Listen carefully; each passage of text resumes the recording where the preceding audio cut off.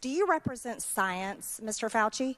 I am a scientist who uses the scientific method to gain information. Yes, you said you represent science. Do you represent science, Mr. Fauci? Yes or no? Yes or no?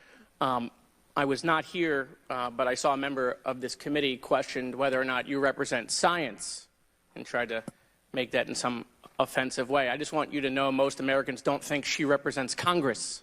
So one of the things I've learned. So I hear now you double Fauci.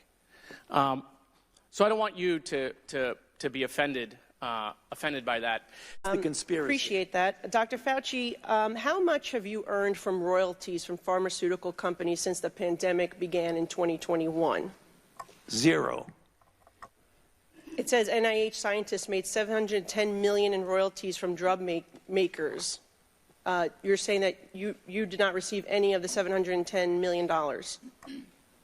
On COVID, I received, I think, $122 for a monoclonal antibody that I made 27 years ago. Okay, so just in general, though, how much have you received, not related to COVID, just in general, how much have you received in royalties between 2021 and 2023? I think none. Okay, so somebody received the $710 million. Somebody did, but not me. You didn't receive any royalties. Okay. I mean, I see no royalties associated with COVID. I mentioned. I said. No, I want. No, I just said. I'm on the record, and I want to make sure that this is clear. That I've developed a monoclonal antibody about 25 years ago that's used as a diagnostic that has nothing to do with COVID, and I receive an average of about $120 a year from that patent. Okay, but the bottom line. Would you have any reason to cover up any new scientific evidence relating to the origins of the COVID-19 virus? Absolutely not, and that's the reason why it was important to get people together to discuss this in a transparent way. Have you spent your whole life trying to determine the causes of infectious diseases and then to stop them to protect the American people? Yes, I have. Well, Dr. Fauci, I want to join my colleague from Florida in apologizing to you that some of our colleagues in the United States House of Representatives seem to want to drag your name through the mud. They're treating you, Dr. Fauci, like a convicted felon. Actually, you probably wish they were treating you like a convicted felon. They treat convicted felons with love and admiration. Some of them blindly worship convicted felons.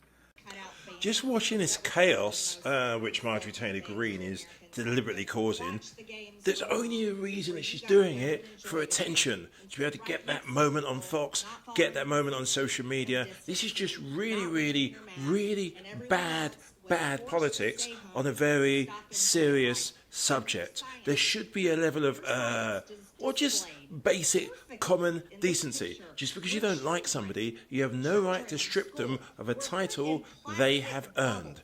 It's crazy. It's like me calling her a buffoon. Oh, she's earned that title. Okay. You think that's appropriate? Do the American people deserve to be abused like that, Mr. Fauci? Because you're not doctor. You're Mr. Fauci in my few minutes. No, I don't need your answer. I want to talk about this right here. Mr. Chairman, Fauci, objection. Objection. I reclaim my time. Mr. Raskin. Gentlelady will suspend. Mr. Chairman, of order. Just in terms of the rules of decorum, are we allowed to deny that a doctor is a doctor just because we don't want him to be a doctor? Yes, because in my time, that man does not deserve to have a license. As a matter of fact, it should be revoked, and he belongs in prison. Gentlelady will suspend. The gentlelady should recognize the doctor as a doctor. Thank you. Mr. Chairman, is this what we have become? Is this what we have devolved into? Gentleman's time's expired. Now recognize Mr. Jordan from Ohio for 5 minutes. Thank you, Mr. Chairman. Doctor, why was it so important that the virus not have started in a lab? We don't know where it started, and that's the reason why I keep an open mind. So I don't know what you mean by why was it so important. It wasn't important. Well, you still don't know where it started? The guys you gave money to figured it out in 3 days. No. Mr. Anderson said on January 31st, 2020, virus looks engineered, virus not consistent with evolutionary theory. The very next day, Dr. Gary said, I don't know how this happens in nature. It'd be easy to do in a lab. And then 3 days later, Shazam, they switch and say it has to be nature. So they figured it out in 3 days, but you still don't know? No, in fact, if you look at what they were saying, Congressman Jordan, They were saying that it was not a manufactured virus. It still could have evolved out of a lab. Well, let me read something here to you. They're not incompatible. In our study on the censorship of the Biden administration working with big tech, I want to read you a WhatsApp message from Mark Zuckerberg. Can we include that the White House put pressure on us to censor the lab leak theory? So this is a communication on July 16th, 2021. Nick Clegg, Joel Kaplan, Sheryl Sandberg, Mark Zuckerberg. They're certainly feeling the pressure to downplay any lab leak theory and go with the natural origin theory.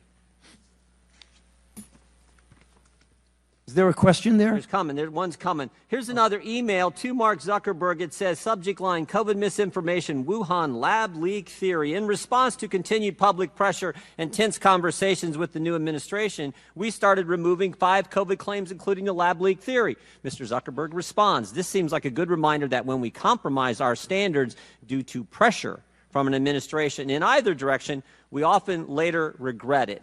Why was it so important the virus not have started in a lab? Wasn't so important that the virus not. We don't know.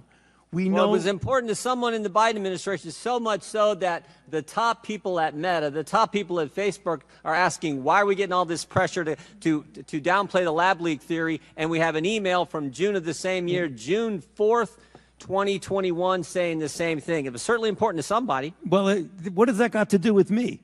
I'm asking you because you're the expert on the coronavirus. I'm saying why was the administration so pushing not to have the lab leak theory as something that was viable? I can answer that. I've kept an open mind throughout the entire process. You kept an open mind. Dr. Fauci, open mind. That is correct.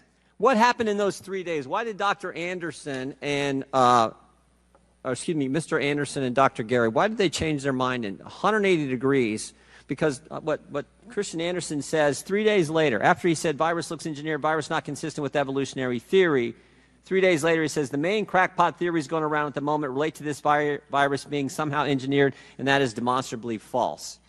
How did they figure all that out in 3 days, Dr. Fauci? You can do that. You still have an open mind. Well, what they did is that they testified before this committee. What they did, they went back and looked at the sequences and realized that their initial concern was unfounded about that, and it did not look at all like it was manufactured. But as they said in their paper, even though they feel it was more likely— 3 days, they figured it out. That's exactly. You could do that in 3 days. You can scan sequences in a day. You don't need 3 days. Okay, who's Robert Redfield?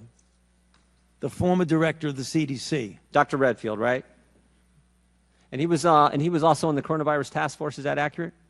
He was a member of the coronavirus task force. And here's what he said to this committee. He said, Redfield said that Fauci and Collins left him out because Redfield suspected that coronavirus had leaked from the Chinese lab.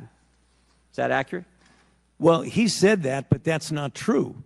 That is incorrect, Congressman. Dr. Redfield's lying to the committee when he sat right where you sat? When he said that I kept him out, that is an incorrect statement. The roster who was on the phone— Was Dr. Redfield in that conference call on February 1st when you had Mr. Anderson and Dr. Gary on that call? He was not. And the conference call was put together by Jeremy Farrar. So no one kept him out. He said he was kept out because he felt— Did U.S. tax dollars— You want me to answer the question? Yeah, I would just wonder why he wasn't on the call. It seems to me the head of CDC, part of the coronavirus task force, which was formed 2 days prior to that call, would have been on the call. Well, the call was arranged by Jeremy Farrar. You should ask him. Okay. Did U.S. tax dollars flow through a grant recipient to the lab in China? I'm sorry. What was— Did U.S. tax dollars flow through a grant recipient to the lab in China? Yes, of course. It was a sub-award to the Wuhan Institute. And who approved that award? Excuse me? And who approved that award? What agency approved that award? National Institute of Allergy and Infectious Diseases. Your agency approved that, right? Yes, it did. Did that have anything to do with this downplaying of the lab leak theory? No. Nothing to do with it? Nothing. What do you agree that there was a push to downplay the lab leak theory? Not on my part. Really? Really? Wow. Wow. I think most of the country would find that amazing. I still got 11 seconds. But look at the facts. I've kept an open mind throughout the entire process. All right. I yield back. I now recognize the majority from California for 5 minutes of questions. Thank you, Mr. Chair. Dr. Fauci, I am so sorry you just had to sit through that. That was completely irresponsible. Quite frankly, we're hearing, this might be the most insane hearing I've actually attended. I've only been in Congress for a year and a half, but I am so sorry that you are subjected to those level of attacks and insanity. Your quote-unquote so-called science that the gentlewoman is referring to has saved millions of lives in this country and around the world, and I want to thank you for that. I also think it's important to note that, in my opinion, is that you are an American hero, and your team has done more to save lives than all 435 members of this body on both sides of the aisle. You guys have worked not just during this pandemic, but over time to save millions of lives in this country and across the world. We lost 1.1 million American lives. 1.1 million American lives, 7 million lives around the world. We were having 9/11-like events, death events daily in this country, losing 4,000, 5,000 people every single day. I was mayor during the time of the pandemic. I remember how painful it was to close businesses, to shut down schools, but how quickly we forget the pain and how scared we were as a country. We were washing our groceries as they were coming in. We were keeping seniors at a distance. The tragedy that was happening in our nursing homes. Thousands of people were dying a day, and you and your team of the best and the brightest scientists in this country and the world were doing everything that you could and working night and day to save more and more of those lives. A lot of my colleagues know that my mom was a healthcare worker during the pandemic. My mom died of COVID. My stepfather died of COVID. I lost both of my parents during the pandemic. So I take this very personally, especially when other members of this body who are tasked to be responsible and to actually help the American people attack medical professionals like you and across the world.